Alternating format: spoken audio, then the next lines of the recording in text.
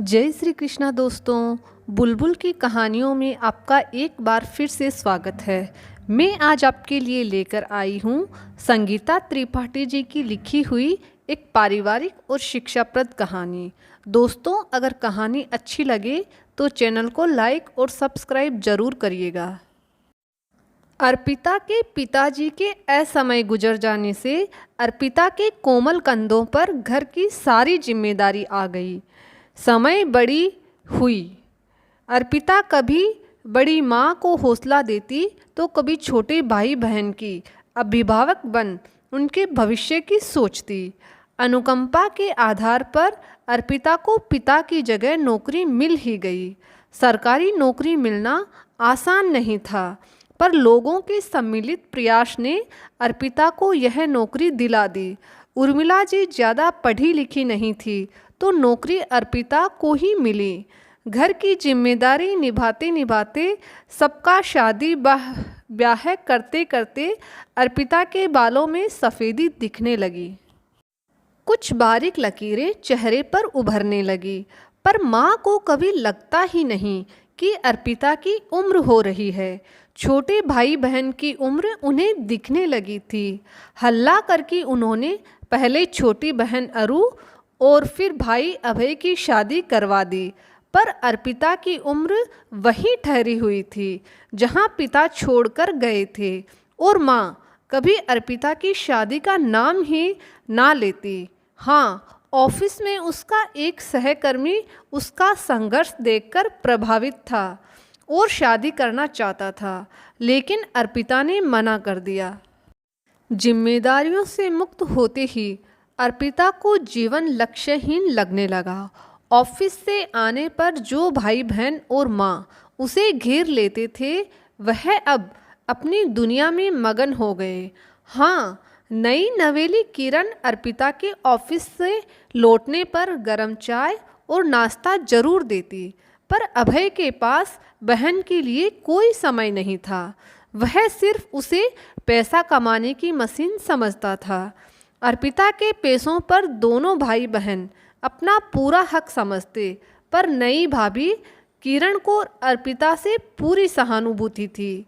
अभय समय के साथ पहले लड़की, फिर 5 साल बाद एक लड़के का पिता बन गया। अर्पिता उपेक्षित होती गई। पिता द्वारा अधूरा बना घर अर्पिता ने बैंक से लोन लेकर बनवाया था। घर पिता के नाम पर था। अभय कई दिन से इस घर को अपने नाम करवाने के लिए पीछे पड़ा था, पर अर्पिता टाल दे रही थी। आज सुबह ही अभय ने अर्पिता से फिर घर के पेपर मांगे। अर्पिता ने मना कर दिया। उर्मिला जी भी बेटे के पक्ष में बोलने लगी। अर्पिता उन्हें समझा रही थी, पर उर्मिला जी भड़क गई। यह मकान तेरे बाबूजी के नाम पर है, इसका हकदार तो अभय ही है, तेरा कोई हक नहीं है पिता के मकान में। अर्पिता सन्न रह गई थी। उसकी माँ बोल रही है, जिसने पिता की मृत्यु पर अर्पिता को कहा था तो इस घर की बेटा है, कहकर सारी जिम्मेदारी को उसके कंधों पर डाल दिया था। आज बेटे के मोह में उनको समझ में नहीं आ रहा था कि वह क्या बोल रही है। अर्पिता का गुस्सा, जो पिता की मृत्यु के बाद चला गया था, आज वो प्रचंड हो गया। माँ, सही कहा आपने, पिताजी की जिम्मेदारियों की वारिश मैं हूँ और संपत्ति का वारिश अभय। क्यों माँ, इतना भेदभाव क्यों? गुस्से से अर्पिता ऊपर अपने कमरे में आ गई। मौसम भी आज कुछ भीगा भीगा था। रह रहकर बारिश हो रही थी। माँ की बातों ने आज अर्पिता को सच का वह आईना दिखा दिया जो हमारे भारतीय घरों में अक्सर लड़कियों को महसूस करवाया जाता है। फ्रेश हवा लेने के लिए खिड़की खोली तो देखा लॉन में अभय की बेटी पारुल और बेटा हर्ष उधम मचा रहे थे। तभी हर्ष गिर गया। पारुल दौड़ती हुई आई और भाई को अपने अशक्त हाथों से उठाकर अंदर ले आई। जब बाबूजी गुजरे थे, तब अर्पिता ने इसी तरह छोटे भाई बहनों को अपनी बाहों में समेट लिया था। कितने अजीब है यह रिश्ते जो समय के साथ बदल जाते हैं। अर्पिता का मन भीग गया। सच, कैसे समय बदल जाता है।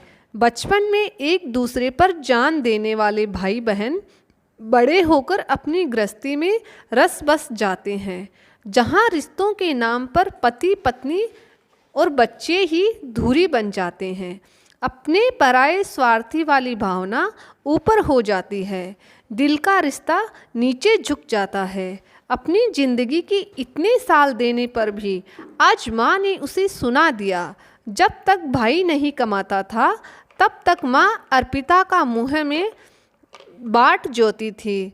रात को किरण खाने पर बुलाने आई और अर्पिता ने मना कर दिया। दीदी, सर दबा दूं।